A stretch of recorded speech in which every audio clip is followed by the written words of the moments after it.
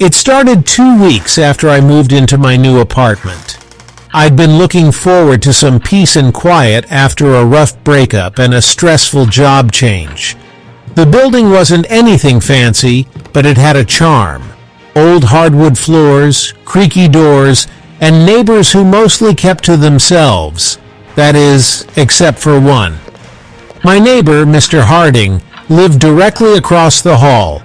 He was a tall, wiry man in his late 50s, always dressed in faded plaid shirts and dusty jeans. He never said much, just gave a nod when we crossed paths. There was something off about him, though. His eyes, dark and unblinking, seemed to linger too long whenever they met mine. The first unsettling moment happened late one night. I was in bed, reading, when I heard faint, muffled sobbing coming from his apartment. It wasn't the sound of someone quietly crying. It was desperate, almost animalistic. My heart sank. I debated knocking on his door, but what could I say? Instead, I tried to convince myself it was just the TV or a vivid dream.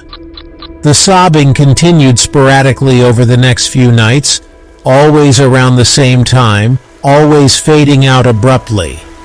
I mentioned it to my landlord, who brushed it off. Mr. Harding's been here for years. Quiet guy, keeps to himself. Probably nothing. But it didn't feel like nothing. One night I came home late from work and found a package leaning against my door. It wasn't addressed to me. The name read Alice Harding. Confused, I knocked on Mr. Harding's door to return it. He answered immediately, as if he'd been standing right there.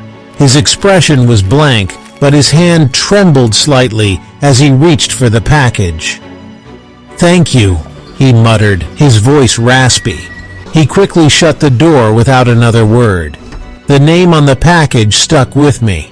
I'd never seen or heard anyone else in his apartment. That night, curiosity got the better of me. I Googled Alice Harding and the town's name. The first result made my blood run cold. Alice Harding had gone missing 7 years ago. She was Mr. Harding's wife. I stared at the screen, a knot forming in my stomach.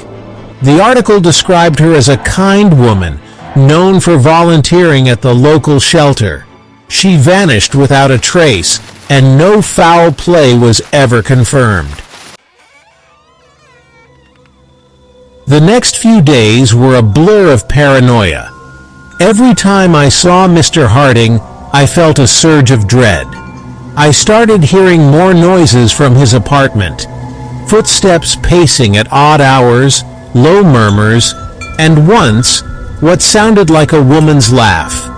One night, unable to take it anymore, I decided to investigate. The strange noises and the dread I felt every time I passed Mr. Harding's door had finally gotten to me. I waited until the building was completely silent, then stepped out into the dimly lit hallway. I crouched by his door, heart pounding, and lifted the small metal mail slot. At first, all I saw was darkness. Slowly, my eyes adjusted, and a faint flicker of light appeared, the glow of a television casting eerie shadows on the walls. The living room came into focus. It seemed normal at first. Old furniture, stacks of newspapers, and clutter on the coffee table. But as I scanned the room, something in the far corner caught my eye. A mannequin stood there, dressed in a faded yellow sundress. Its head was tilted slightly to the side, almost as if it were staring back at me. My stomach churned as I recognized the dress.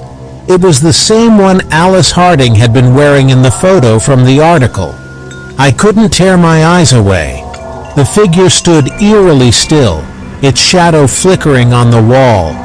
My heart sank further as a shadow moved across the room. Mr. Harding stepped into view, his tall frame hunched slightly as he shuffled toward the mannequin. He stopped inches away from it, reaching out to gently stroke its face. His lips moved, and I strained to hear. "You're still so beautiful," he murmured. "You'll always be mine." I felt paralyzed, the cold metal of the mail slot pressing into my fingers.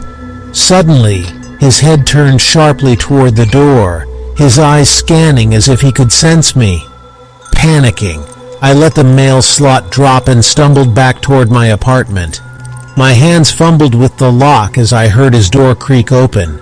I slipped inside and bolted my own door shut, pressing my ear to it. Heavy footsteps approached, stopping just outside. Then came his voice, low, raspy, and chilling. "You shouldn't have done that." I barely slept that night. Every sound in the building seemed amplified, every creak making my heart race. When morning finally came, I called the police and told them everything I had seen. Later that day, I returned home to find Mr. Harding's door wide open. 2 officers were inside, their faces pale and grim. I lingered by my door listening and overheard one of them say, "It's her. It's definitely her." They found the mannequin, but it wasn't plastic. It was Alice Harding, her body perfectly preserved and dressed exactly as she had been the day she disappeared. Mr. Harding was gone. No one knows where he went, and the police didn't share much else. It's been weeks, but I still can't shake the unease. Some nights I hear faint sobbing in the hallway.